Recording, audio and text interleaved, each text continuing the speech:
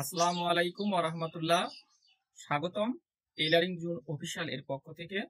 আজকের এই ভিডিওটি একেবারে যারা নতুন আছেন তাদের জন্য। আপনি যদি আরো অভিজ্ঞ হতে চান তবে ভিডিওটি শেষ পর্যন্ত দেখুন। আজকের শিক্ষণীয় বিষয় হচ্ছে ধুতি পায়জামা। মাপ মাত্র 3টি। 1 নম্বরে লম্বা, 2 নম্বরে হচ্ছে হিপ, 3 নম্বরে হচ্ছে মুহুরি। কোমর থেকে বা নাভি পর্যন্ত ফিতা দিয়ে পায়ের পাতা পর্যন্ত মেপে এই মাপটাকে বলা হয় লম্বা অথবা ঝুল। 2 নম্বরে আসছে হিপ। হিপের মাপ আসে কোমর থেকে একটু নিচে, হাঁটু থেকে উপরে, পিছনে যে উঁচু বরাবর জায়গাটা আছে বাংলায় বলা হয় পাছা, ইংলিশে বলা হয় হিপ। হিপের মাপ যতটুকু থাকবে ততটুকু লিখে রাখতে হবে।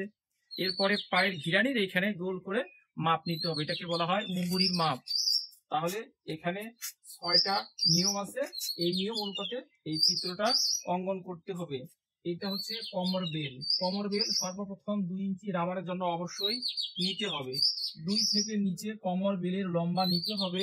ছোটদের ক্ষেত্রে 6, বড়দের ক্ষেত্রে 8, অথবা আরো ছোট যদি হয় তাহলে 5, মিডিয়াম হলে 7, বড় হলে 8। তাহলে এই যে 2 ইঞ্চি নিব, 2 থেকে নিচে 6 ইঞ্চির নাম হচ্ছে কোমর বেলের লম্বা। কোমর বেলের লম্বা। এরপরে কোমর বেলের চওড়া কিভাবে নিতে হবে, এখানে কোমর বেলের চওড়া নিতে হবে কাপড়ের বহরের অর্ধেক, প্রয়োজনে জোড়া, অথবা আরো ছোট যদি হয় তাহলে হিপের মাপ যত ইঞ্চি থাকবে তার অর্ধেক নিয়ে 1 ইঞ্চি বেশি নিতে হবে। এই কাপড়টা হচ্ছে 1 ভাঁজ 2 পার্ট। যেহেতু এখানে 2টা পার্ট আছে, এখানে হিপের মাপ যত ইঞ্চি হবে তার অর্ধেক নিয়ে 1 ইঞ্চি সেলাইয়ের জন্য যোগ করতে হবে। তাহলে আমাদের এইখানে হচ্ছে, যেহেতু হিপের মাপ আছে 16 ইঞ্চি, তাহলে 1 যোগ করতে হবে, তাহলে হচ্ছে 17 ইঞ্চি।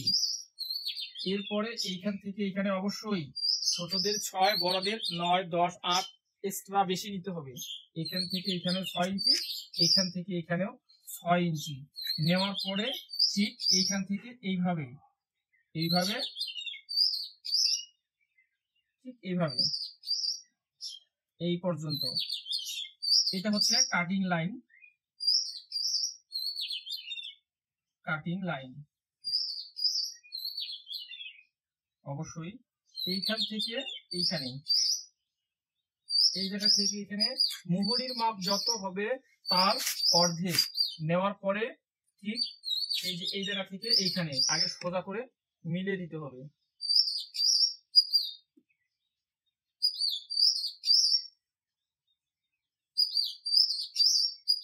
এইভাবে মিলে দেওয়ার পরে আবার ঠিক এইভাবে ভিতরের দিকে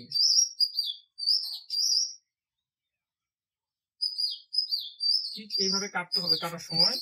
এরপরে এইখানে একটু শেপ দিতে হবে ঠিক এইভাবে, এখান থেকে 2 ইঞ্চি উপরে নিয়ে এইভাবে একটা শেপ দিতে হবে। এটা হচ্ছে এক পাশে একটা, যখন এইরকম করে এটা সরাই দেওয়া হবে তখন 2 পাশে 2টা পা হবে। আর এই কাপড়টা যে এখানে বেশি থাকতেছে এই কাপড়টা হচ্ছে কুচির কাপড়।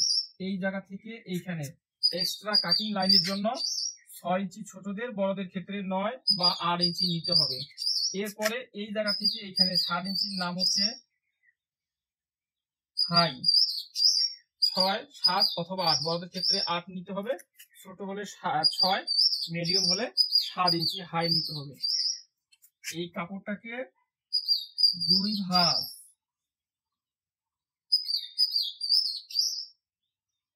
4 পার্ট। মূলত সাধারণ পায়জামার চেয়ে এই পায়জামা তৈরি করতে গেলে মূলত হাফ গজ কাপড় বেশি নিতে হবে, হাফ গজ কাপড় বেশি নিতে হবে। তাহলে এখানে 6টা নিয়ম আছে, নিয়মগুলা মাপে এই ছবিটা অঙ্কন করা হয়েছে। যদি খেয়াল না থাকে সেক্ষেত্রে এই কারণেই প্রত্যেকটা পোশাকের নিয়মগুলা লিখে রাখা হয়, যাতে আপনাদের পরে বুঝতে সমস্যা না হয়। সুবিধার্থে আমি একবার বলে দিচ্ছি।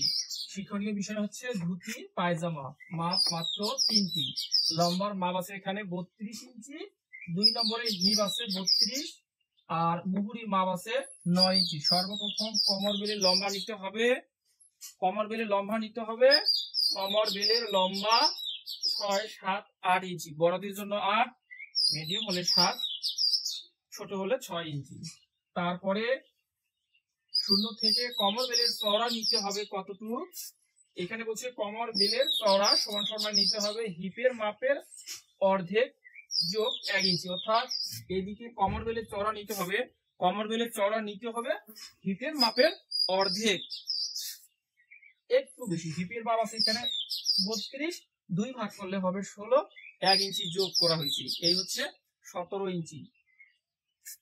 এরপরে এই জায়গা থেকে এইখানে 6 ইঞ্চি নেওয়া হয়েছে, বড়দের ক্ষেত্রে আরো বেশি নিতে হবে, 8 ইঞ্চি নেওয়ার পরে এইভাবে রাউন্ড করে নিতে হবে। আমরা কাটবো, এই যে এইখান থেকে এই কাপড়টুকু বাদ যাবে, এটা বাদ,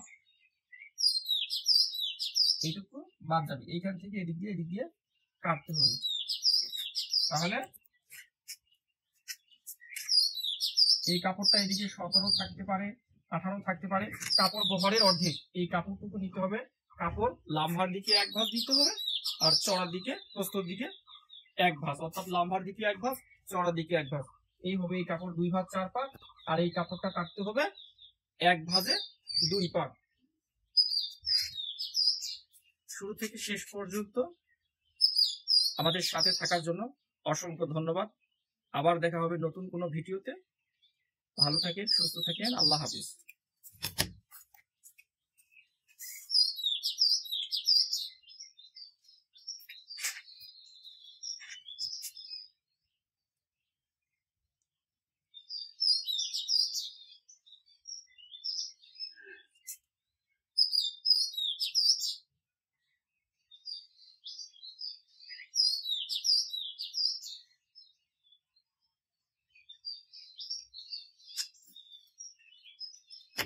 আজকের এই ভিডিওটি কেমন লাগলো?